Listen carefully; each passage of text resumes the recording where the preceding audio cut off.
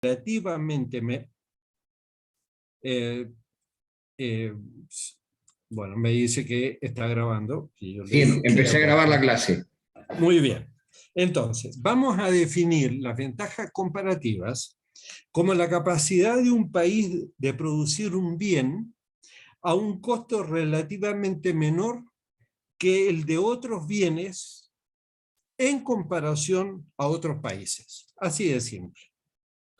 Entonces, estas ventajas comparativas son las que explican el comercio entre países desarrollados y entre los países desarrollados entre sí, pero también entre ellos y los países en desarrollo. Al mismo tiempo, los principales determinantes de estas ventajas comparativas están dados por la dotación de recursos naturales de un país, pero también por la tecnología disponible. ¿Por qué hay que poner atención a esto de la tecnología disponible? Cuando veamos el papel que juega China, tengan en presente esto. China no transfiere tecnología a América Latina. Tiene que haber alguna razón por la que no transfiere tecnología. Compra empresas, invierte, pero no transfiere tecnología. Entonces, la dotación, y este es el segundo elemento importante, que la dotación de recursos no constituye la única fuerza motriz del comercio internacional. De hecho, hay una gran parte del comercio mundial que se da entre países con dotaciones similares. Si ustedes miran al interior de la Unión Europea, por ejemplo, los franceses con los italianos comercian perfumes por perfumes, moda por moda. Los franceses con los alemanes intercambian vinos, quesos, automóviles. Es decir, comparten prácticamente, ¿no es cierto?, las dotaciones que son similares. Y este tipo de comercio puede explicarse por la existencia de economías de escala en el proceso de producción, y estas economías de escala entonces se asocian al comercio en productos similares, y acá está el tema, entre los países de mayores ingresos. Por eso es que cuando caen los ingresos de las personas en un país determinado, va a caer también la participación de ese país en los intercambios comerciales mundiales. Vamos a poner el ejemplo del día. Argentina, el ejemplo del día. Acaba de suspender la Argentina la venta de servicios vinculados al turismo, desde pasaje, hotelería, alquiler de automóviles, etcétera. Acaba de suspender la venta de estos servicios en cuotas. Es decir, que la persona para poder acceder a eso tiene que pagar de contado. ¿Qué significa eso? ¿Cuál va a ser el impacto? Es evidente que si el gobierno lo que quería era disminuir el déficit en la cuenta corriente del turismo que entra por el turismo que sale, porque ustedes saben, la Argentina pierde más o menos 4.000 millones de dólares por año en este déficit. Lo que va a suceder en realidad es que lo que va a caer es la participación de Argentina en las transacciones comerciales en general. Y cuando se produzca este proceso, el impacto interno va a ser la disminución del valor de los salarios. ¿Por qué? Porque hay una relación muy estrecha entre la participación en la economía internacional, en el comercio internacional, y los niveles de salario. Entonces, vamos por partes con estas cuestiones más específicas. El tema de la dotación de factores. Fíjense ustedes cómo se da la lógica. Mientras los países crecen y acumulan factores de producción, pueden seguir un camino de desarrollo que los conduzca a nuevas combinaciones de producciones. Por ejemplo, voy a decir un caso. Cuando surgió el láser, la tecnología del láser. Originalmente el láser tenía un componente estratégico.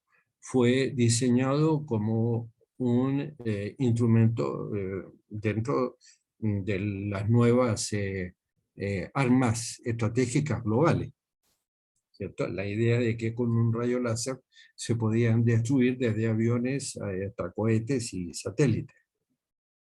Pero la segunda cuestión que apareció, interesante, fue para lo que se llama la supervisión de los caños sin costura.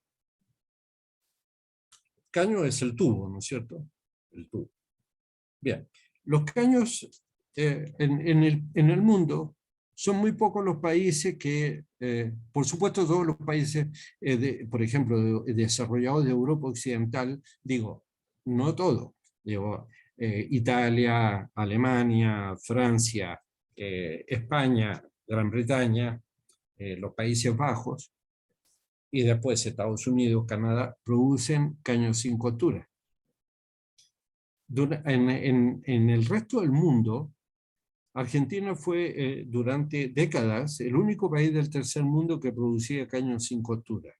Es decir, que no es una lámina de acero, ¿no es cierto?, que es doblada y luego es soldada, sino que el caño está producido en una sola matriz, en una sola pieza. Después se incorporaron otros países. La Argentina no supo sacar ventaja de ese extraordinario progreso tecnológico de los caños sin costura, y después aparecieron los otros competidores para la Argentina, que terminaron siendo productivamente más eficientes, ¿no es cierto?, como Brasil, como la India, y luego, por supuesto, China. Ahora, ¿qué es lo que pasa con los caños sin costura? Bueno, los caños sin costura se utilizan para los oleoductos, los gasoductos, pero también se utilizan para cosas muy simples, como por ejemplo los compresores de aire que uno ve en las gomerías importantes, en las borracherías, Gustavo. Esos compresores de aire. Bien.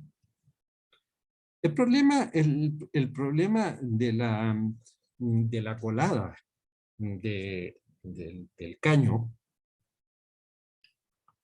no puede distinguirse a ojo, no se puede distinguir dónde quedó una burbuja de aire. En el lugar donde queda una burbuja de aire es el lugar por donde ese caño va a estallar. Bien, alguien descubrió que con una lectura de rayo láser se podía determinar cuáles eran los caños que estaban defectuosos. Y entonces el rayo láser lee completo el caño y da la garantía de que el caño no tiene burbujas de aire. Y después terminamos con el rayo láser en las operaciones de catarata. A esto es lo que se está refiriendo este comentario. Es decir, cómo se va haciendo a través de los desarrollos tecnológicos una combinación de productos. Y ahora tienen ustedes una parte especializada de la ingeniería vinculada con la medicina, que trabaja nada más que las cuestiones que están centradas en la aplicación del rayo láser, que hoy tiene innumerables aplicaciones en la medicina. Y hablo nada más que de este sector, no hablo de otros sectores tecnológicos. Entonces, este desarrollo, la idea, ¿no es cierto?, del camino del desarrollo, se incluye en el modelo Gelser-Olin. Ustedes recordarán cómo Gelser-Olin, estos economistas, ¿no es cierto?, complementaron la teoría neoclásica porque la teoría no daba respuesta a esos casos tan particulares que se estaban dando en la economía, porque de acuerdo a la dotación de factores, esos países tenían que ser especializados en tales productos. El problema era que ellos producían eso, pero además estaban especializados en otros, como la alta tecnología. Casos como Canadá, Estados Unidos, son los ejemplos más típicos, digamos, en los que pusieron atención estos economistas. Ahora, este modelo establece a través de un teorema que se los voy a deletrear por si acaso ustedes lo quieren buscar después. El teorema es R de Raúl, I de Jack, B de Bernal, E de Eduardo, Z de Zapato, I de Ya, N de Nicaragua, S de Saco, K de Kilo, I de Ya. Ese se pronuncia Raifinski. Bien, ¿qué es lo que dice este teorema?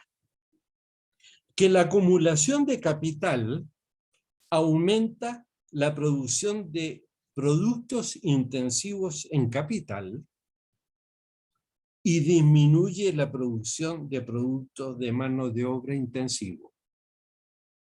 Entonces, mientras los países se hacen más ricos, lo que van haciendo es descartar aquellos tipos de producción que son mano de obra intensivo. Este proceso se vivió en la transformación industrial de los países desarrollados hacia mediados de la década de los 70. Pero el teorema demostró su lógica, y esto continuó siendo así. Es decir, que mientras más ricos se hacen los países, ¿no es cierto?, porque tienen la mayor capacidad de acumulación de capital, aumentan los productos intensivos en capital y como consecuencia disminuyen los productos que son intensivos en mano de obra. Ergo, ¿qué es lo que eliminan? Trabajo. El trabajo, ¿no es cierto?, no especializado. Este patrón indica que los países de bajos ingresos, pensemos en los países sudamericanos, ¿cierto?, no consideremos las tasas esas falsas de crecimiento extraordinario que están señalando los gobiernos para salvar su responsabilidad frente a la crisis a la que condujeron a sus países con el COVID. Pensemos en los datos estadísticos justo antes del COVID. Entonces, si pensamos antes del COVID, y analizamos y comparamos los países sudamericanos, por ejemplo, nos vamos a dar cuenta cómo los países de bajos ingresos se van especializando en productos agrícolas que son intensivos en mano de obra. Hay dos productos que son característicos intensivos en mano de obra del sector agrícola. Y los dos, fíjense ustedes, están repartidos no solo en un gran país, sino también en países más pequeños, en países centroamericanos. Que esos productos son el azúcar y el café. Son los típicos, ¿no?, productos. Mientras, por otra parte, se espera que los países de medianos ingresos sean productores y exportadores netos de productos intensivos de mano de obra no agrícola.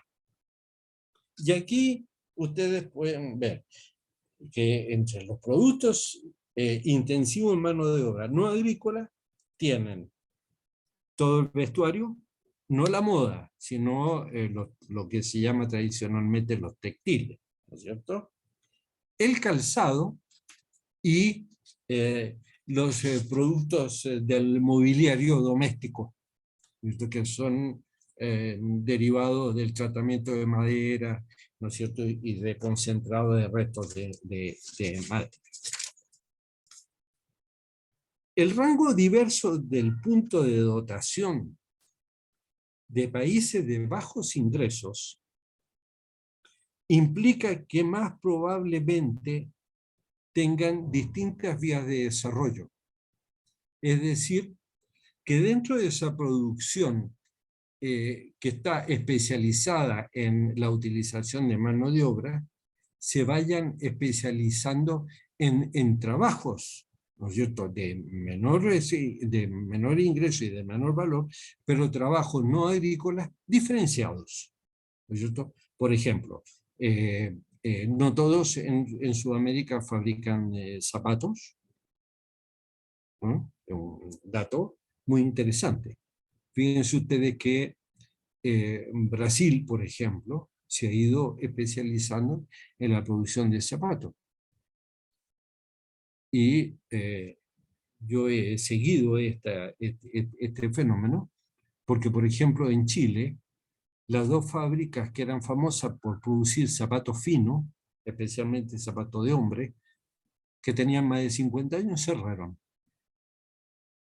Entonces ahí ustedes se van dando cuenta cómo se va dando esa especialización. Se espera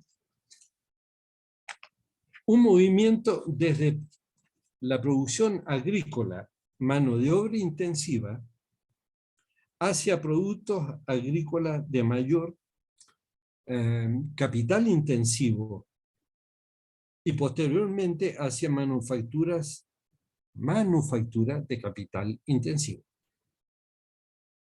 Por ejemplo, nosotros vemos que si comparamos la producción agrícola destinada a la exportación en América del Sur, hay países que ya pasaron de la producción agrícola mano de obra intensiva a productos agrícolas de mayor capital intensivo, es decir, donde hay incorporación de capital y de tecnología, llámese a través de la selección de semillas o llámese a través de la incorporación de nuevos productos. Fíjense ustedes cómo funciona. Tomemos un ejemplo de un producto que todos conocemos, el kiwi. Bien, todos conocemos el kiwi. El kiwi no es originario de América Latina. El kiwi es originario de Nueva Zelanda. ¿Cuál es el principal productor mundial de kiwi hoy? Chile. Chile. Porque Nueva Zelanda hizo todo, así como digamos, el poder político y el poder económico británico hizo todo en las primeras décadas del siglo XIX para impedir que los planos de las máquinas salieran de Gran Bretaña para evitar, ¿no es cierto?, la repetición del proceso de desarrollo industrial en otros países. Nueva Zelanda hizo todo lo posible para que ni una planta de kiwi saliera. Salieron. ¿Y salieron por vía de quién? Salieron por vía, no le voy a decir cómo, porque después me van a decir de que yo estoy dando información, ¿no es cierto?, considerada secreta, pero salió vía chilenos. Y los chilenos fueron los que plantaron y se dio esto extraordinario. Y se transformaron en los productores mundiales. Ahora, ¿cuál fue la consecuencia? Obviamente, el precio internacional del kiwi cayó estrepitosamente. Pero ahora hay muchos los países que producen kiwi. Y ahí tienen ustedes entonces una característica, ¿ves? Como hubo empresarios agrícolas que invirtieron en capital, que invirtieron en tecnología y pasaron, ¿no es cierto?, de una producción, mano de obra intensiva general en el sector agrícola a una producción intensiva en capital y tecnología, manteniéndose en el mismo sector, o sea, manteniéndose en el sector agrícola. Ahora, ¿qué ocurrió durante los años 90? Ya tenemos el primer antecedente, que a mediados de los años 70 se produce lo que algunos autores denominan como la tercera revolución industrial, que es la gran transformación de la industria con la incorporación de las nuevas tecnologías, especialmente la tecnología de la información, del conocimiento, y que llevaron, ¿no es cierto?, la transformación industrial, primero en Inglaterra, después en Europa en general, y así siguió después en Estados Unidos, transformándose en una importante crisis. Es decir, hay países que transformaron el problema del desempleo en una situación endémica. ¿Por qué? Porque no tenían una mano de obra especializada en esos sectores que pudiese ser captada por los nuevos sectores sectores económicos que se estaban desarrollando. Entonces, ¿cómo se comportan, ¿no?, los triángulos de dotación hacia el final de la última década del siglo XX? ¿Por qué pongo atención en esto? La década del 90 hacia el final del siglo XX. Porque, por ejemplo, China no aparece económicamente en América Latina sino hasta al final de la década de los 90. O sea, que no es casualidad, digamos, que China aparezca en América Latina y especialmente en América del Sur hacia la última parte de la década de los 90. Lo que se va a dar allí, hacia, digamos, fin del siglo XX, es que todavía se encontraban patrones distintivos de países de bajos ingresos, países de medianos ingresos y países de altos ingresos. El segundo elemento es que solamente en algunos países considerados, digamos, dentro de la modelización centro-periferia complementada en el pensamiento de Prebisch con Wallenstein y Arrighi, que ustedes saben, le agregaron esta categoría de semiperiféricos, ¿no es cierto?, al modelo, ¿no es cierto?, de esa matriz centro-periferia. ¿Cierto? Lo interesante, países como Malasia, ¿eh? Y hay otros casos, pero el más significativo de ellos es Malasia, que se movieron una línea más bien hacia un vértice que apuntaba a la presencia del capital.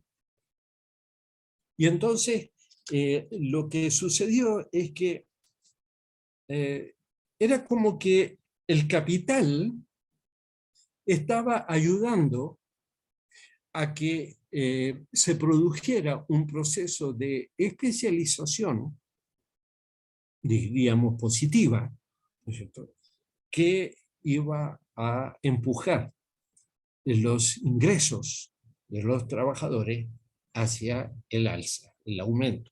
¿Por qué? Gracias a la presencia del capital. Y el otro elemento, que comienza a advertirse una división más clara entre países de bajos y de medianos ingresos, ¿no es cierto? Porque los países de bajos ingresos comienzan a alejarse de lo que se llama el punto de dotación mundial de factores. Es como que van quedándose fuera. ¿Se entiende? ¿No? Van como alejándose de esta lógica de la especialización que está articulando el capital y la tecnología. ¿Cuál es la consecuencia? ¿Qué es lo que vemos hoy? ¿Qué es lo que vemos hoy? Bien, lo que vemos actualmente, y no me ven ustedes, ¿no? ¿O sí? ¿Me ven? No, no, señor. No, canceló la cámara, parece. No, no, no, parece que es acá donde está. ¿Ahí? Ahora sí. Perfecto, bien. Lo que vemos actualmente, que es lo que ha ocurrido en los últimos 20 años, es que el mundo se está volviendo más especializado en mano de obra. Fíjense, el mundo se está volviendo más especializado en mano de obra. ¿Por qué? ¿Cómo se ha llegado a esta estimación? Porque las estadísticas señalan que hay 0,05 individuos altamente calificados por cada individuo poco calificado. Esto se advirtió ya en el año 2000. ¿Por qué se toma este dato? Porque en 1990, cuando se hizo el análisis de los datos, el número de individuos altamente calificados era de 0,04. Y entonces, de ahí la conclusión de que el mundo se está volviendo más especializado en mano de obra, ¿cierto? Es decir, que al mismo tiempo que ocurrió esto, el número de países de medianos ingresos con proporción de calificación mayor que la proporción mundial ha aumentado. Es decir, si nosotros vemos, por ejemplo, comparamos en América, como por un poco porque hace demasiado calor aquí. No sé, ustedes tienen 22 grados en Buenos Aires, pero en Mendoza hacen 34. Así que se imaginan. Bien, el número de países de medianos ingresos con proporción de calificación mayor que la proporción mundial ha aumentado. La otra cara de la moneda es que los países de bajos ingresos parecen estar quedándose cada vez más atrás. El mundo de la economía actual aún puede dividirse en las dos partes que persistieron durante la década de los 90. Pero hay una pequeña diferencia. Ahora se dividen más en términos de capital físico, la cantidad de capital físico por individuo poco calificado. ¿Qué quiere decir esto? Que los países de altos ingresos han mantenido sus posiciones como muy abundantes en capital físico. Ustedes entienden a qué se refiere cuando se habla de capital físico, ¿no es cierto? Es el capital de la capacidad de producción industrial instalada. ¿Cierto? Bien. ¿Cuáles son entonces los patrones de comercio? ¿No? Patrones de comercio neto, por eso. ¿Cómo se corresponden estos patrones actuales de la producción y el comportamiento comercial de los países en desarrollo respecto de las ventajas comparativas? Bien. Lo que se trata de ver en la economía internacional actualmente es que si algunos países de bajos ingresos o de medianos ingresos han experimentado cambios en sus ventajas comparativas, pasando de ser importadores netos a exportadores netos de productos más avanzados, hay casos que son claramente observados. Voy a nombrar 3. Corea del Sur, India y obviamente China. ¿Cómo lo podemos entender esto? ¿Cómo lo podemos graficar? En 20 años, y lo vamos a usar en el PowerPoint de la próxima clase, en los últimos 20 años, China incorporó a 400 millones de habitantes a las clases medias. En 20 años, 400 millones. 400 millones de pobres y de campesinos que pasaron a ser parte de la clase media. En 20 años, la Argentina aumentó el doble el número de pobres.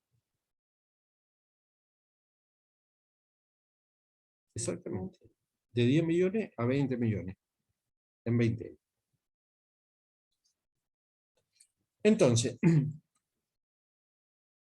¿cómo se comportan las ventajas comparativas? Las ventajas comparativas se han mantenido bastante estables en el tiempo. Sí.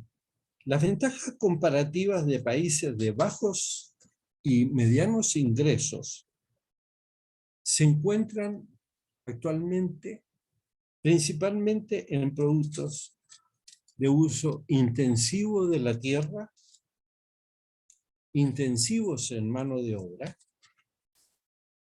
mientras sus desventajas comparativas se encuentran en los productos intensivos en capital humano, es decir, es lo que decíamos recién, es decir, ese individuo altamente capacitado, se encuentran en uso intensivo del capital humano y del uso intensivo de tecnología. Los países de bajos ingresos se especializan en productos intensivos de la tierra y los de mediano ingreso en productos intensivos de mano de obra.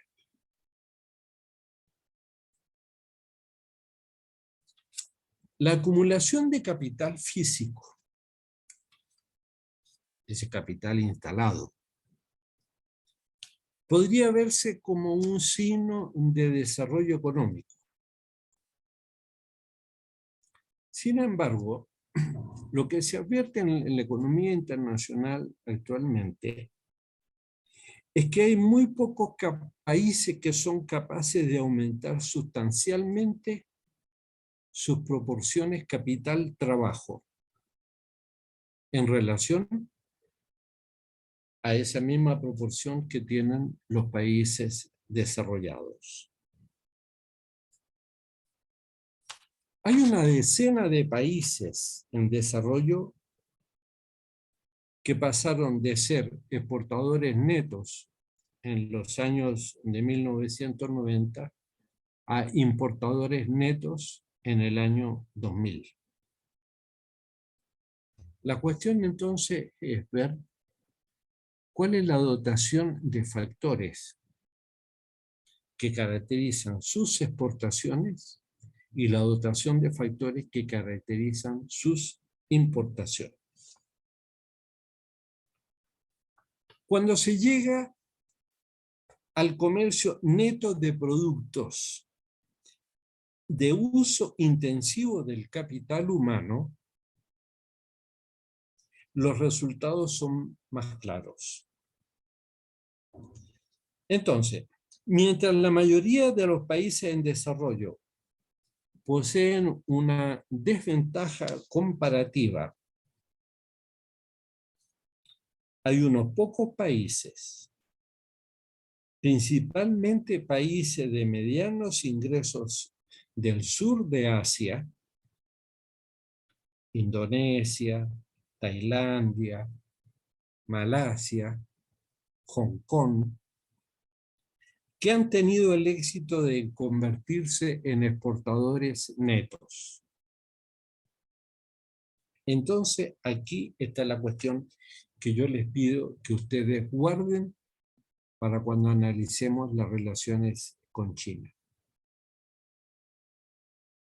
¿Por qué nuestros países, no se han identificado con este grupo de países de ser exportadores netos? Exportadores netos.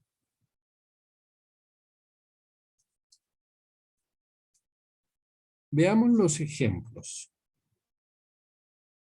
Se considera que este año la Argentina, gracias a su crecimiento económico, recuperación, va a alcanzar más o menos una exportación de algo así como 60.000 millones de dólares. 60.000 millones de dólares. Hace 30 años atrás, la economía chilena exportaba por casi 10.000 millones de dólares. Los datos del último mes antes de la pandemia indican que las exportaciones chilenas estaban cerca de los 100.000 millones de dólares. Recordemos que la economía chilena era entonces nada más que un tercio de la economía argentina.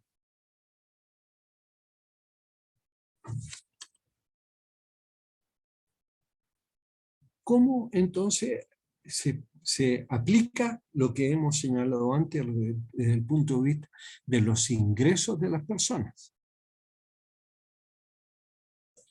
El PBI per cápita de la Argentina se mantuvo alrededor de los 14.500 millones de 14.500 dólares y en los últimos años ha bajado.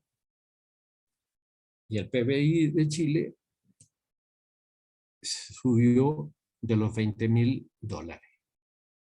Ahí se ve claramente la comparación, ¿no?, de esta que analizábamos recién desde el punto de vista teórico.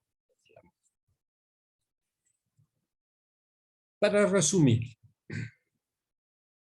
desde el año 90 son muy pocos los países que han cambiado sus ventajas comparativas. ¿Cuál es la primera conclusión? Si los países no han cambiado positivamente sus ventajas comparativas, eso quiere decir que el número de países subdesarrollados que se mantienen en las condiciones de su desarrollo sigue siendo similar. Esa es la primera constatación. Los países en desarrollo que han tenido movimiento positivo con productos de uso intensivo, de capital humano y de uso intensivo de tecnología. Cuando hablo de capital humano, supongo que todos comprenden de qué estamos hablando, ¿no?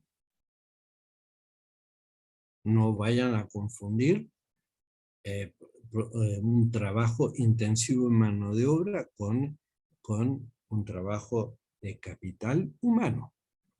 Son dos cosas distintas. Capital humano es aquel trabajador que tiene conocimiento incorporado, sean técnicos, tecnológicos, universitarios, llámelo como quieran, pero tiene conocimiento incorporado. Ese es el capital humano.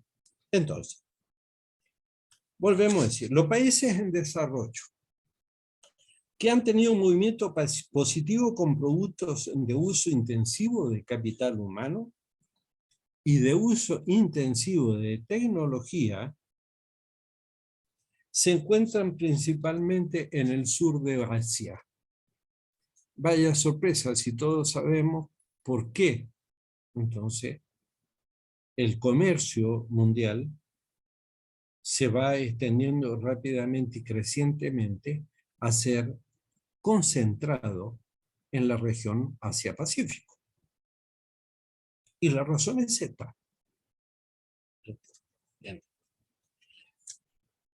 Pero por el otro lado, para los países de bajos ingresos, casi ninguno ha sido capaz de realizar este movimiento. Y solo muy pocos países han podido obtener ventajas comparativas en productos de uso intensivo de la mano de obra. Entonces, llegado a este punto, tenemos que analizar el problema del comercio intraindustrial. El comercio intraindustrial.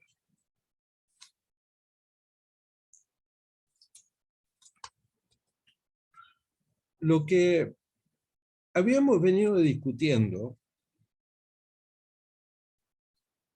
giraba en torno a la especialización de los países debido a sus diferencias de dotación de factores y de tecnología. Cuando hablamos de comercio industrial, intraindustrial, estamos hablando de la especialización entre industrias.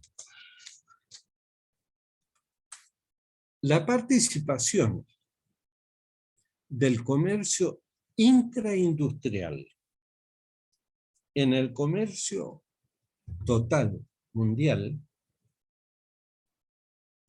aumenta con el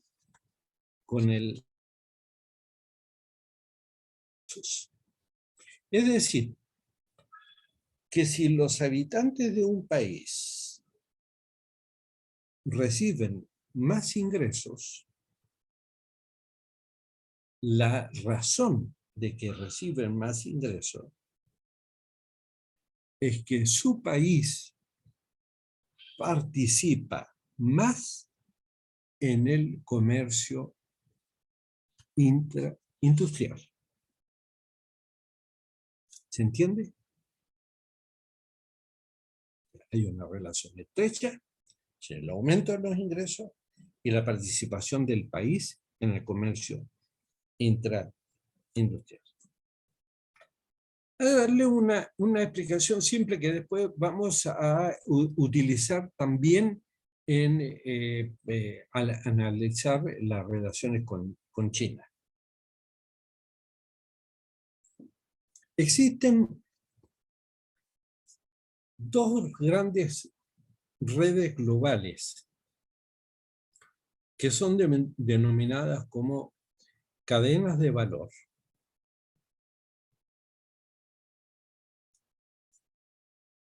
Pero luego se hizo una diferencia y se ha establecido que existen redes de cadenas de suministros y cadenas globales de valor. La participación de los países en las cadenas de suministros tiende a que la renta de los ciudadanos sea menor que la de aquellos países que participan en las cadenas globales de valor.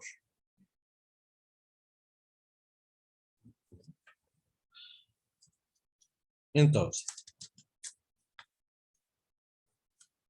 estábamos en lo siguiente, que la participación del comercio intraindustrial en el comercio total aumenta con el nivel de ingresos.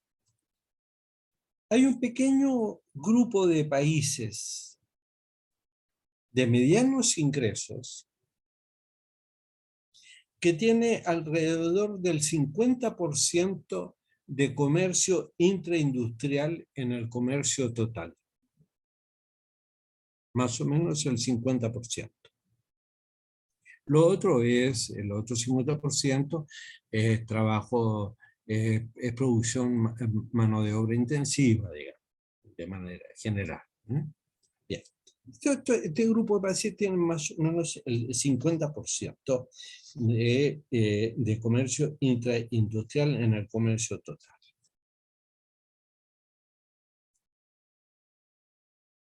Los países que han llamado la atención, dos están en África, en Asia, que son Hong Kong y Singapur. Y el otro país está en Europa Oriental, es Hungría. Un caso particular, ¿no? Muy llamativo. No es Polonia, por ejemplo, ¿sí? Con sus vínculos, su articulación comercial, política, diplomática, etcétera, con Gran Bretaña y fundamentalmente con Francia. Es con Hungría un país que está más bien fuera del eje de las prioridades políticas, ¿no? de los países, de los principales países de Europa. La mayoría de los países de altos ingresos tienen más del 50%. Mientras los países de medianos ingresos se encuentran en el rango que va del 25 al 50%, la mayor parte de los países de bajos ingresos tiene menos del 25% de comercio intraindustrial en el total del comercio. Es decir, vuelve a repetirse este mismo concepto. Mientras mayor es la participación del país en el comercio intraindustrial, aumenta el número de ciudadanos, de habitantes de mayores ingresos. Y esto está en consonancia entonces con las nociones de que la economía de un país se diversifica más a medida que aumenta el ingreso. Guárdense esto. Guárdense esta definición. Esto es resultado de los análisis económicos. Sigue que la economía de un país se diversifica más a medida que aumenta el ingreso. ¿Por qué? Porque el ingreso aumenta la demanda. Aumenta la demanda y la demanda va segmentando, diferenciando los productos. Ya no se opta por el producto más barato. Se opta por el producto que tiene mejor presentación, por el producto que es más fino, por el producto que es más... si se trata de, ¿no es cierto?, de bienes de consumo alimenticio, de que tiene mejor sabor, etcétera, etcétera, ¿no es cierto?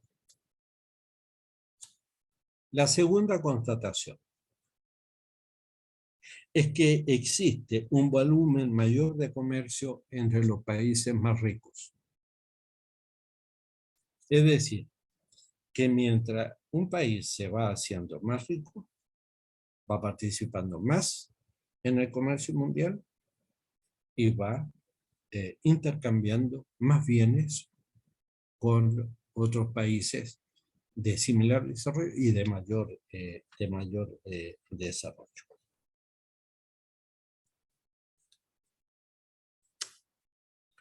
un mayor ingreso per cápita, como síntesis entonces, un mayor ingreso per cápita se refleja en una mayor demanda de artículos de lujo.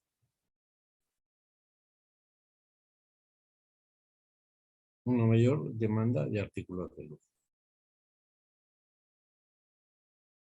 Es decir, aumenta el nivel de ingreso de la población y aumenta la demanda de artículos de lujo.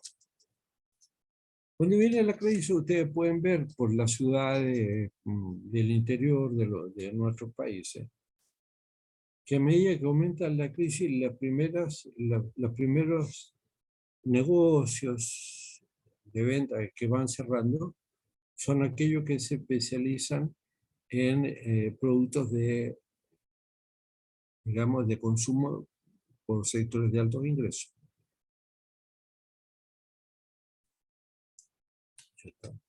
Cuando uno quiere explicarse, por ejemplo, por qué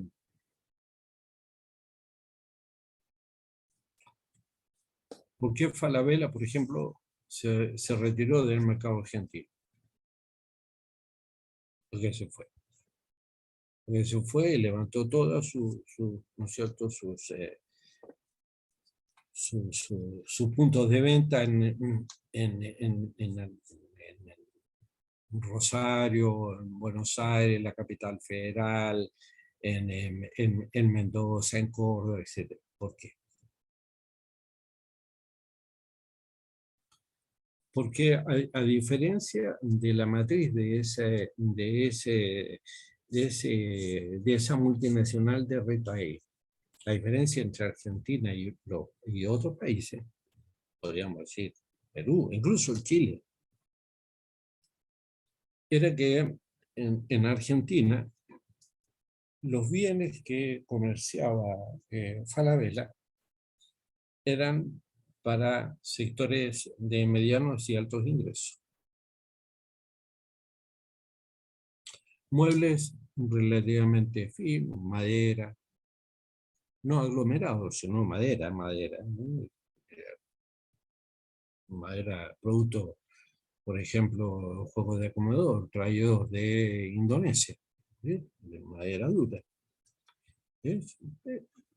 Y eso pasaba también con el mobiliario doméstico, con lo que se llama la ropa de cama, etcétera, etcétera.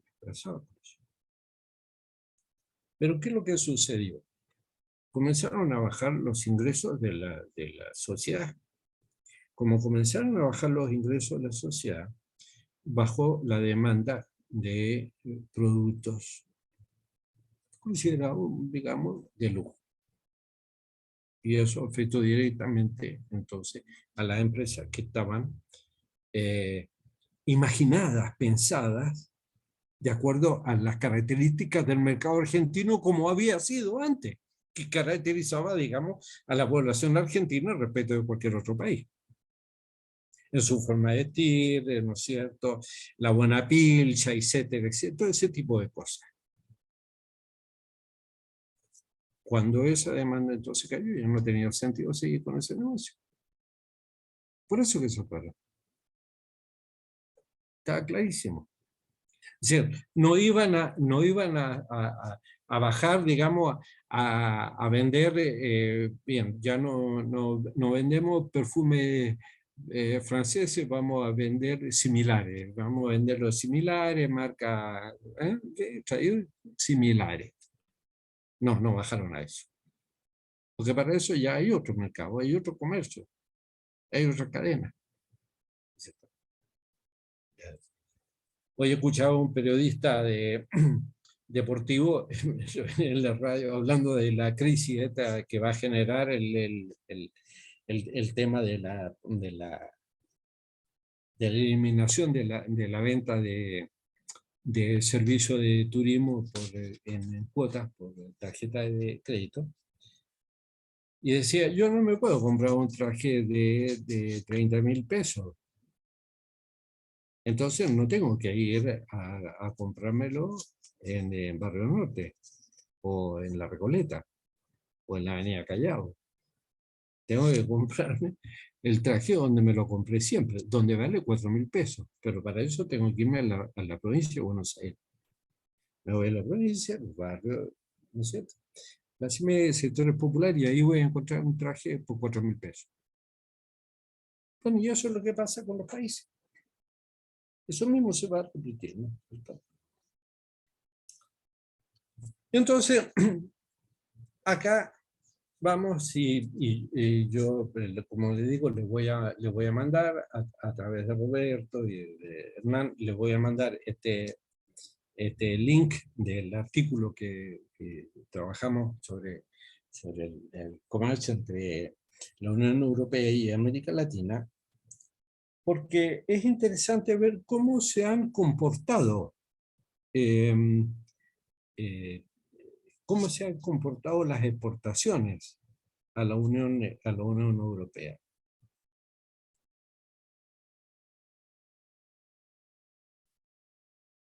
En su conjunto, el grupo de países en desarrollo que pudo aumentar su cuota de importaciones de la Unión Europea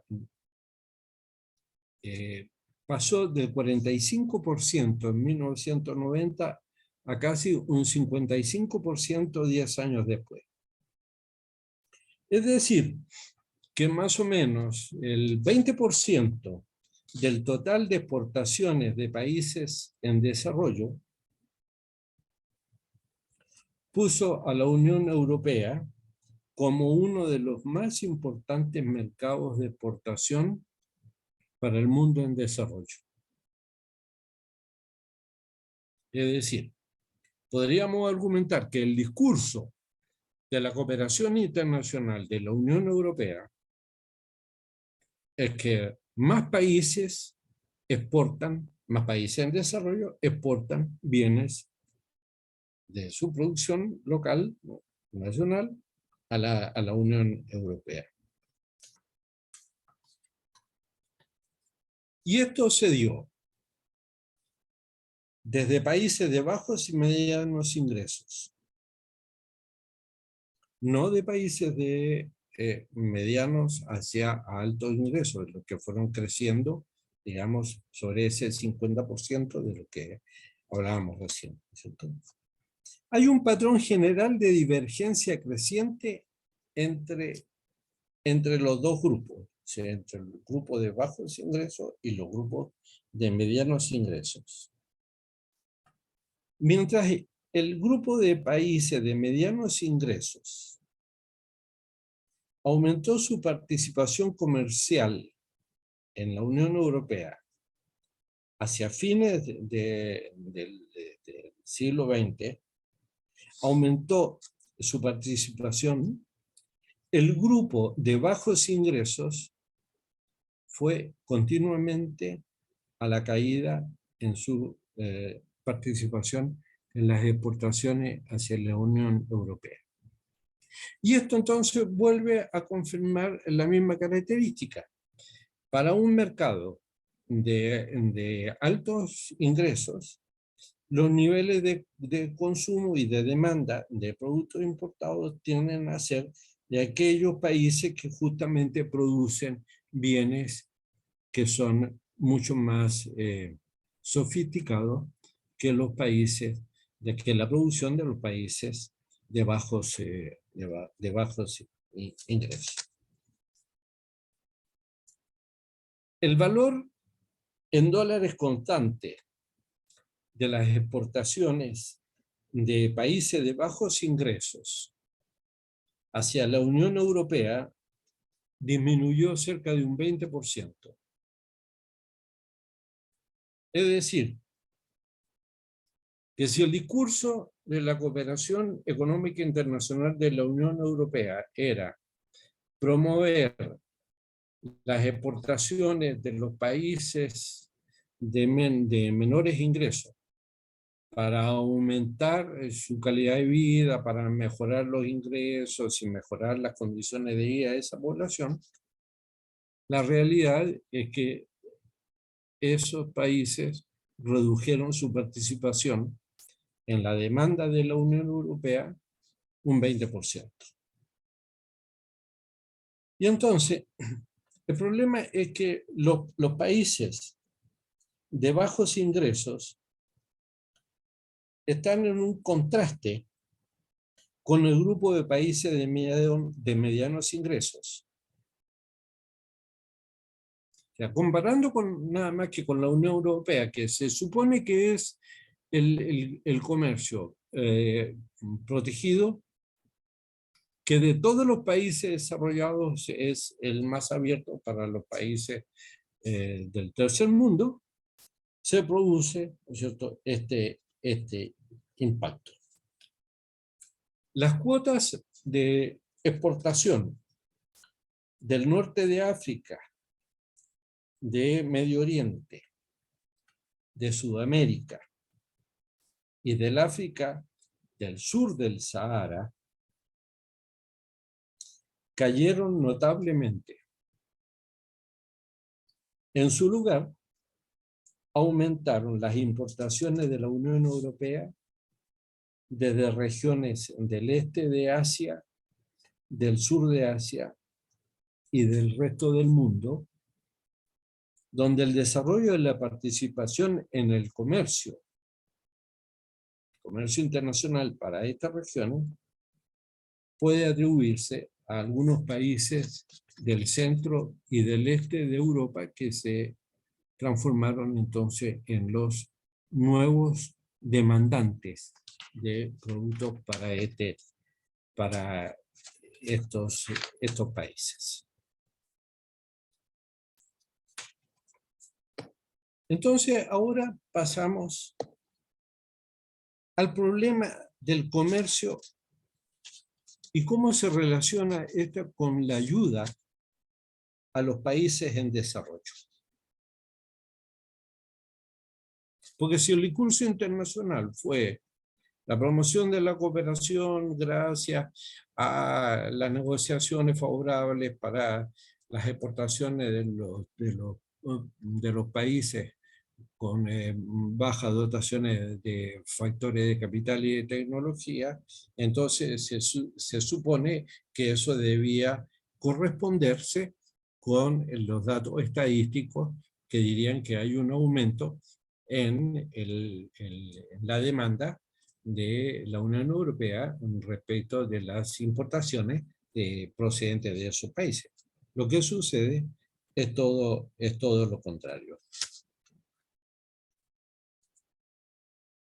Ustedes saben que la Unión Europea negoció desde mediados de los años 70 con sus antiguas colonias, lo que se llamó los países ACP, ¿no es cierto? Es decir, los países de África, de Caribe y de las islas del Pacífico, que negociaron acuerdos de cooperación porque eran países que antiguamente pertenecían a las metrópolis europeas.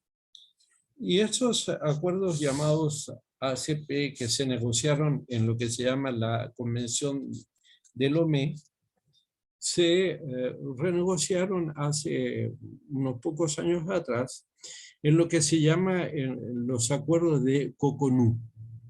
Ustedes lo pueden encontrar en internet y ver cuáles son las características.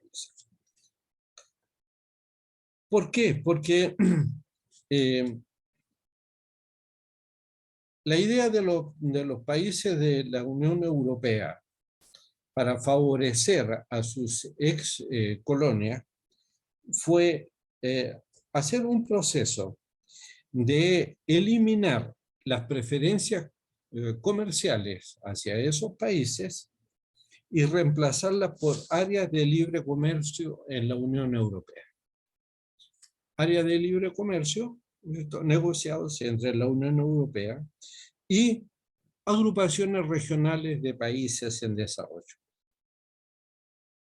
Entonces, ahí donde nosotros nos preguntábamos, ¿Por qué si los países del Mercosur están considerados como países en desarrollo, por qué no se dio esta posibilidad o este beneficio de negociar, ¿no es cierto?, áreas de libre comercio que fueran suficientemente ventajosas para los países del Mercosur?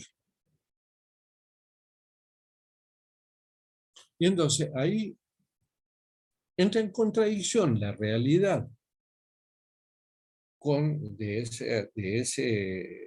estos datos con el discurso que propone impulsar la cooperación, impulsar la integración, impulsar, ¿no es cierto?, la reunión de países, el acuerdo entre países para negociar en conjunto con la Unión Europea. Para aquellos países en desarrollo que no pertenecen a determinadas agrupaciones regionales, va a seguir funcionando lo que ya se negoció en el marco de la OMC, es decir, el sistema generalizado de preferencia. ¿Cuál es la lógica? Lo que señalábamos antes, ¿no es cierto?, que se advierte que hay una posición que es menos generosa por parte de la Unión Europea respecto del resto del mundo. Actualmente se admite que en general el comercio puede contribuir más que la ayuda al crecimiento a largo plazo y al desarrollo económico. En especial cuando la asistencia que proviene de esos países desarrollados, en el caso de la Unión Europea, es pobre en contenido catalítico, es decir, es pobre en contenido de capacidad de atraer a otras actividades, a esa dinámica generada por el núcleo central, que articula el comercio entre la Unión Europea y esos países de menor desarrollo. Un resultado o un dato importante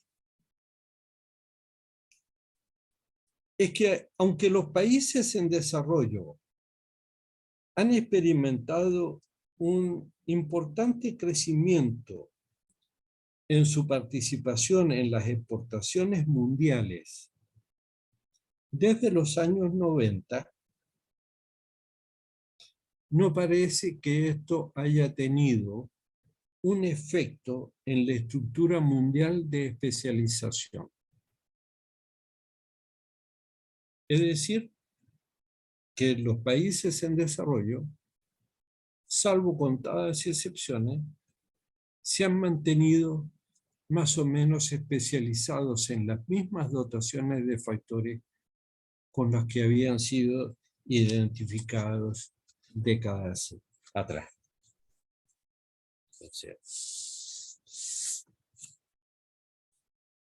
La principal conclusión que se saca de estos datos es que las preferencias de los más generosos tienen efectos positivos más prolongados en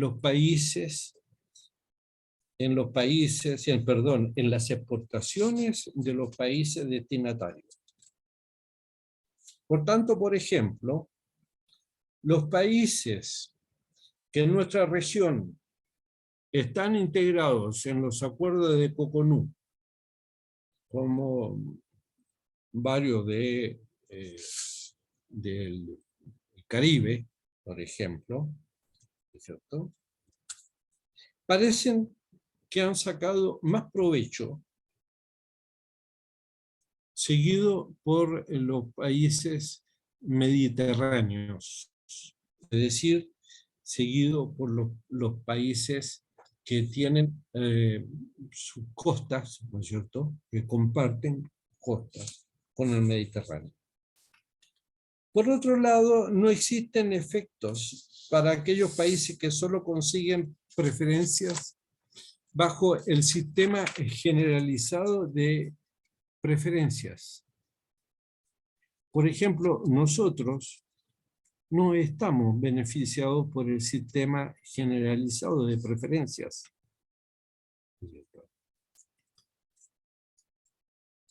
Es decir, que hay características de efectos potencialmente desventajosos en la Unión Europea, y a medida que la Unión Europea se fue ampliando, desde la perspectiva de los países en desarrollo, los países que fueron ingresando en las últimas oleadas de expansión de la Unión Europea parecen desviar sus importaciones desde los países en desarrollo hacia otros países, pero que son miembros de la Unión Europea. Es decir, que a medida que se han incorporado nuevos países a la Unión Europea, sus importaciones que antes provenían en general de países en desarrollo, se han ido trasladando a importaciones intra-Unión Europea, es decir, importaciones procedentes de otros países que son parte de la Unión Europea. A pesar de esto, la Unión Europea y los Estados Unidos son los más importantes proveedores de acceso de mercado preferencial a los países en desarrollo.